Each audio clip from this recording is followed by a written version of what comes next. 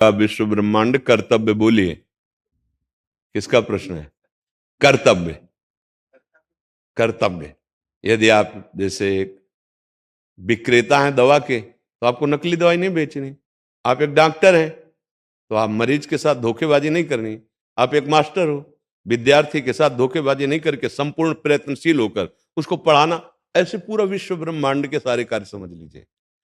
अब जैसे अलग अलग डिपार्टमेंट का हमें सबका तो ज्ञान है नहीं, लेकिन सबको एक जगह बांध दिया गया, उसे कहते हैं कर्तव्य कर्म।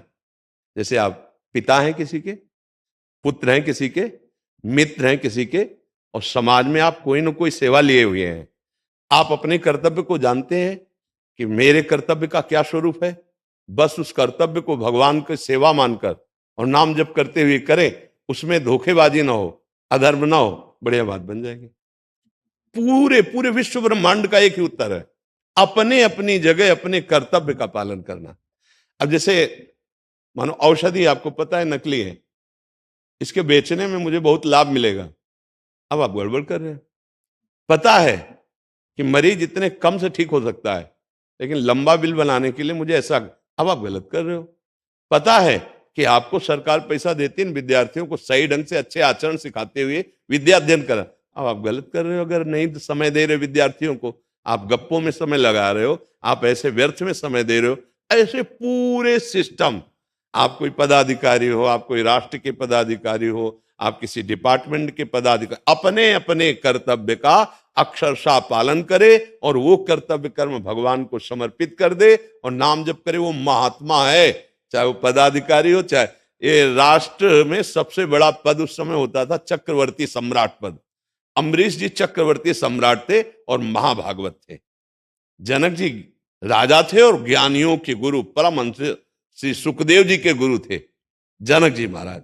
कह दो तो भगवान के अवतार, तो हम किसके हैं? हम भी तो भगवान के अंश है, अंश रूप में भगवान ही तो यहाँ स्फुरित हो रहे हैं। तो इसलिए मुझे लगता है अपने अपने बिजनेस शब्द से हम अल्पज्ञ हैं। अगर आप बिजनेस शब्द बोलोगे तो हम अल्पज्ञ हैं। अब वो से हम शास्त्रीय भाषा में अगर बोलेंगे तो कर्तव्य कर्म बोलेंगे। क्यों? आपका क्या प्रश्न था? महाराज जी, इनका यही भाव है कि जो ये बिजनेस की सीमाएं क्या रहेंगी, परफेक्ट दिशा क्या है, और आज के युग के अनुसार वो कर्तव्य का पालन ही परफेक्ट सीमा है और परफेक्ट दिशा है। यदि हम अपने, अब जैसे स्वर्णकार है, अब ईमानदारी से वो आदमी स्वर्ण लाया है, आप ईमानदारी से उसी स्वर्ण के आभूषण बना दीजिए, पैसा ले लीजिए, उसमें मिलावट मत कीजिए, असली को नकली में मत बदलिए। हर बिजनेस हर जगह है। अब तौल कर रहे हैं और 50 ग्राम का चुंबक जो है ये लीजिए, अब आप जान रहे हैं कि आप 50 ग्राम कम तौल रहे हैं, ये ठीक बिजनेस नहीं है। अपने कर्तव्य आप महंगा कर सकते हैं कि भाई दूसरे जगह ये 10 रुपया किलो मिलते, हम आपको 11 रुपया किलो देंगे, लेकिन वो 11 रुपया जब दे तो 1 किलो सही तौल करके दो और असली वस्तु दो, उसमें मिलावट नहीं होनी चाहिए। अपनी अपनी जगह यदि सब सही हो तो वो भगवत प्राप्ति का हेतु हो जाए और सही दिशा हो जाए। अपने अपने कर्तव्य को सही ढंग से यदि निर्वाह किया जाए तो यही सच्ची दिशा है और यही इसकी सीमा है। यही आपको भगवत प्राप्ति करा देगी, भगवान प्रसन्न हो जाएंगे। बहुत गलत हो रहा है।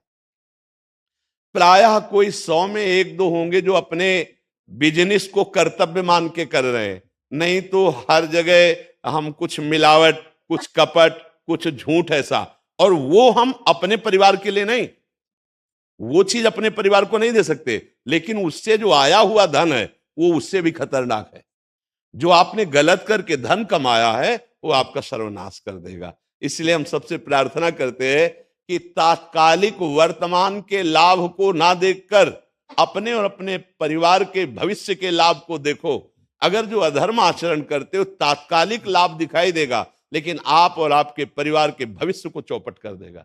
और आज हमारी बुद्धियां थोड़ा सा विचलित हो रही कि जल्दी शॉर्ट कट से करोड़पति बनना नहीं, ऐसी खान पान की सामग्रियों में, ऐसे ही अपने अपने कर्तव्यों में।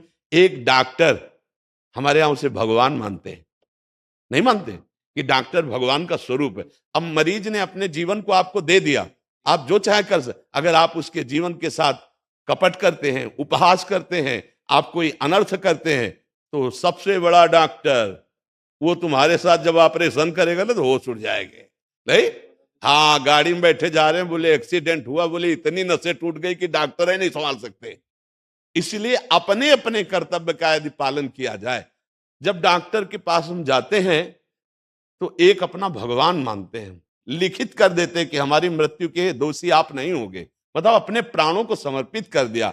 अब आपको जितना ज्ञान है, धन की तरफ प्रधानता न रख के उसके प्राणों की रक्षा की जाए, यही भगवान की प्राप्ति का हो जाएगा। ऐसा है। यदि हम ये गंदे नशा ना करें, गंदे आचरण ना करें, गंदा भोजन ना करें, उसी पैसे को बचाकर अपने परिवार की सेवा में, समाज की सेवा में लगाएं, तो हमारा परम मंगल हो जाए।